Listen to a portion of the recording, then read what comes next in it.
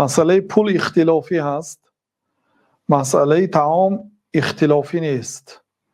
یعنی که خیلی که از مذهب ابو حنیفه هم خوندیم طعام دهد گفتن و درباره پول گپ نزدن در متن مختصرم. لیکن در مسئله پول بهتر است یا طعام بهتر است، این هم مسئله خلافی هست. خود پول دادن جایز است یا نه مسئله خلافی است، پول نقد.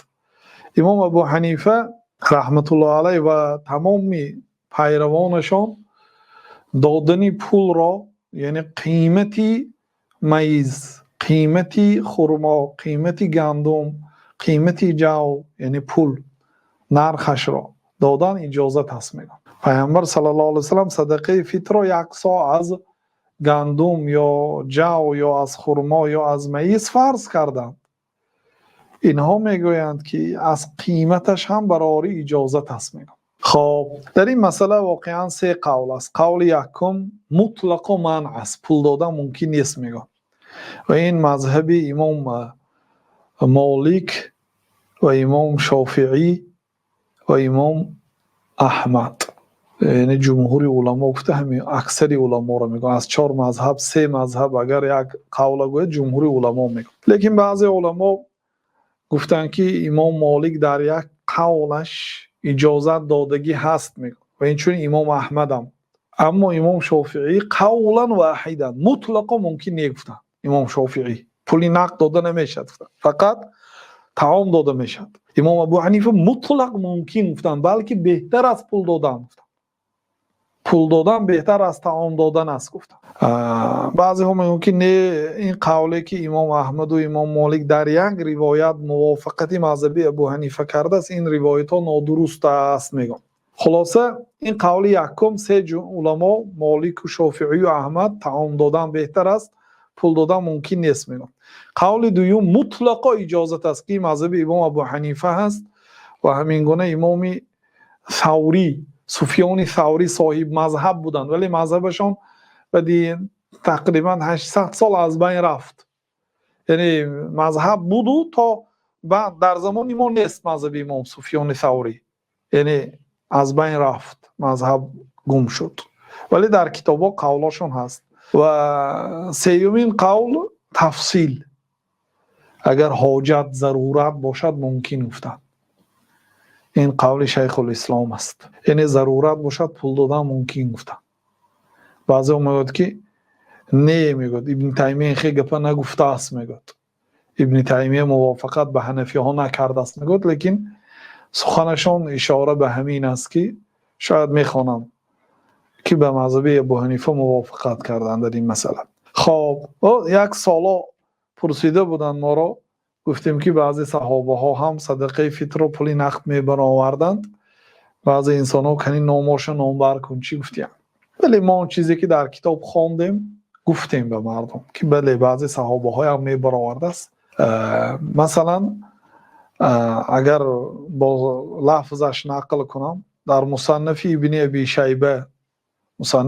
ابی شیبه میدانید این آدم به آثار صحابه ها و تابعین اهمیت داده است. با سند خودش، امام بخاری با سندشان از پیامبر صلی الله علیه و سلم حدیث روایت میکرد میشه. این آدم و مصنف عبدالرزاق همین گونه از صحابه ها و تابعین با سند اثر نقل میکند، یعنی مذهبی صحابه ها را نقل میکند. و ابن ابی شیبه نقل کردن از ابو اسحاق سبیعی، این کس از طبقه میانی و تابعین هستند، طبقه وسطا، یعنی تابعین های کلان مانند سعید ابن مسیب و حسن بصری هم نیستند، تابعینی خرد هم نیستند مانند امام ابو حنیفه، مثلا تابعینی میانه سال هستند. و هو اصدق و اهل زمانه گفتیم و او صادق ترین اهل زمانش بود، یعنی آدم دروغگوی نبود، راستگوی ترین مردمش بود. میگن ببینید، قال ابو اسحاق سبیعی گفت است که ادرکتهم، یعنی صحابه، من صحابه ها را دریافت کردم. گفت است ادرکتهم و هم یطعمون فی صدقه رمضان الدراهم بقیمت الطعام. من صحابه ها را دریافت کردم، لیکن نام نگرفتیم. من صحابه ها را دریافت کردم که آنها صدقه رمضان را، یعنی صدقه فطر را درهم میدادند به قیمت طعام.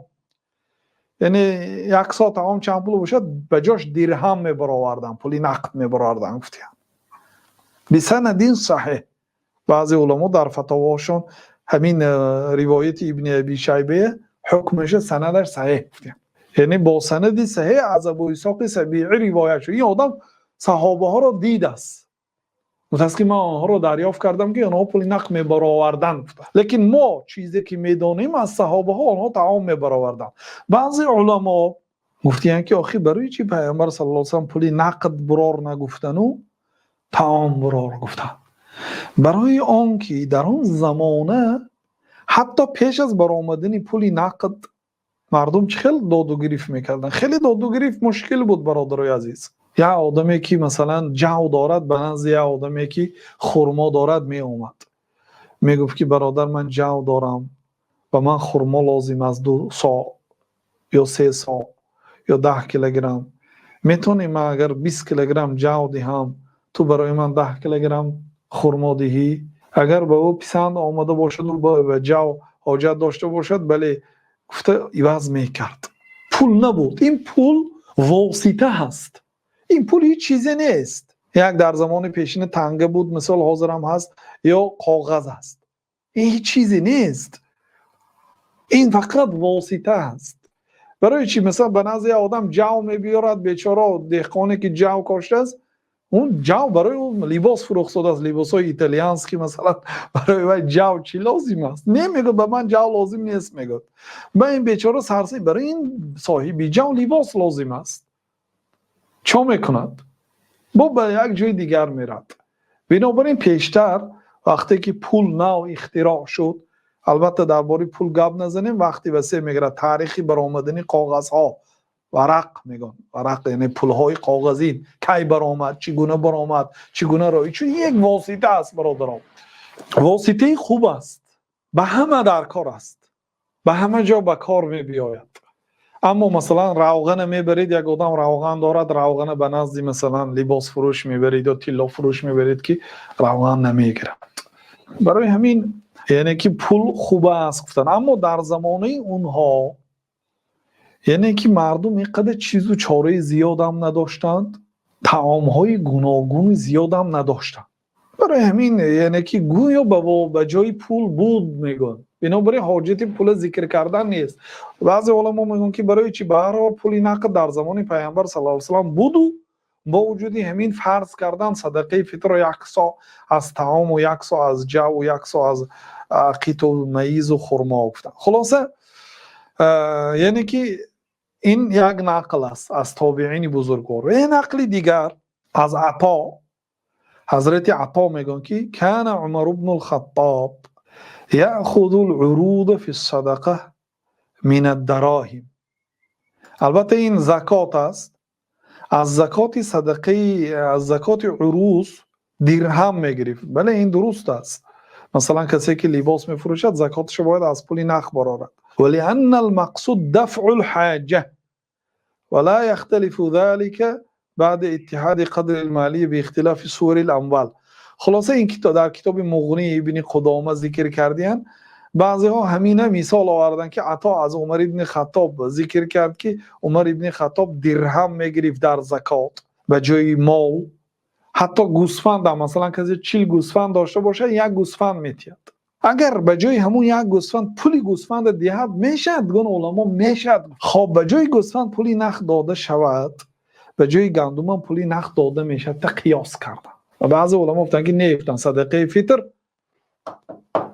به چی قیاس کرده نمیشد. گفتن آواز بیگانه برام صدا است. خب وقتی که حدیث گفته میشد، علم گفته میشد، با دقت گوش کنید. و این چنین از معاویه بعضی گفتن که یگان صحابه رو نام بیار گفتن. یعنی علما من در کتاب فتاوا و استشارات الاسلام امروز نام فتواشون، یعنی فتوای معاصر است، آوردن که و روی عن بعض الصحابه كمعاویه ابن ابي سفیان حيث قال اني لا ارى مدين من سمراء الشام تعدل صاعا من تمر. همین این حدیث در بخاری هم هست. حضرت معاویه پیامبر صلی الله علیه و سلم 1 سا گندم گفتند معاویه نیم صاع گندم برآورد. معاویه صحابه هست رضی الله عنه. یعنی که برای چی گوییم؟ برای آنکه این گندم قیمت است. نیم کیلو یعنی نیم صاع، یعنی نصف صاع از این گندم شامی سمرا نام دارد براریم، چون که نیم صاعش نرخش به نرخی یک صاع گندم مدینه هست مثلا، یا گندم حجاز برابر است. یعنی از همین سخن معاویه فهمیدن که با قیمت حساب میکنند. این چونین از عمر ابن عبدالعزیز، این کس تابعین است، لیکن گپ درباره چی؟ ما اول صحابه های تمام کنیم. عمر ابن عبدالعزیز زکات فطر را پول نقد می برآوردند. بعضی ها میگن که این دروغ است از عمر ابن عبدالعزیز. ببینید در مصنف ابن ابی شیبه آمده است که حضرت وکیع از قره نقل کردند که قره گفت که جاءنا کتاب عمر ابن عبدالعزیز. عمر ابن عبدالعزیز خلیفه مسلمان های تمامی در دنیا بودند. جاءنا كتاب عمر بن عبد العزيز في صدقة الفطر نصف صاع من عن كل إنسان أو قيمته نصف درهم. مکتوب حضرت عمر ابن عبدالعزیز برای ما آمد در صدقه فطر نصف صاع از هر یک انسان، او قیمته نصف درهم، یا اینکه قیمتش گفتیم، یعنی پول نقد برآورده ممکن است گفتیم در مصنف ابن ابی شیبه. و ابن عون میگن که سمعت کتاب عمر بن عبدالعزیز یقرأ الى عدی، و عدی هو الوالی. عدی والی بودن، یعنی رئیس ولایت بودن در یکی از منطقه ها در بصره. گفتن که یؤخذ من اهل الدیوان من عطایاتهم عن كل انسان نصف درهم گرفتیم. یعنی به رئیسای ولایت، به امیرهای شهرها مکتوب کردن که پول گیرتان از مردم، یعنی صدقه فطر رو جمع کنیتان یا بار از مردم پولی نقد و بعد به کمبغل ها دهیتان. بعضی ها همین خیل فهمیدن، یعنی که پولی نقد قبول کن از آدمایی لیکن طعام خریده ده فهمیدن. لیکن بعضی ها فهمیدن که عمر ابن عبدالعزیز صدقه فطر رو پولی نقد میگرفتیم. میگرفت یعنی برای خودشون نه، میگرفتن و برای آدم ها میدادن. خب عطا هم بعضی ها نقل میکنن از عطا، شاید خطا نقل کنن، شاید درست، به هر حال نقل در کتاب ها هست. فإن عطاء كان يعطي في صدقة الفطر الورق أي الفضة وهؤلاء من سادات التابعين. یعنی عطا ابن ابی رباح شاگرد ابن عباس هم پول میگرفت، کان یعطی میداد، و جای طعام پولی نقد میداد گفتیم حضرت عطا ابن ابی رباح. و حسن بصری لا بأس ان تعطي الدراهم في صدقة الفطر. حسن بصری سیدی تابعین هستند، یکی از بزرگان از تابعین. گفتن که هیچ گپی ندارد درهم دهد میشد، گفتن در کتاب مصنف ابن ابی شیبه.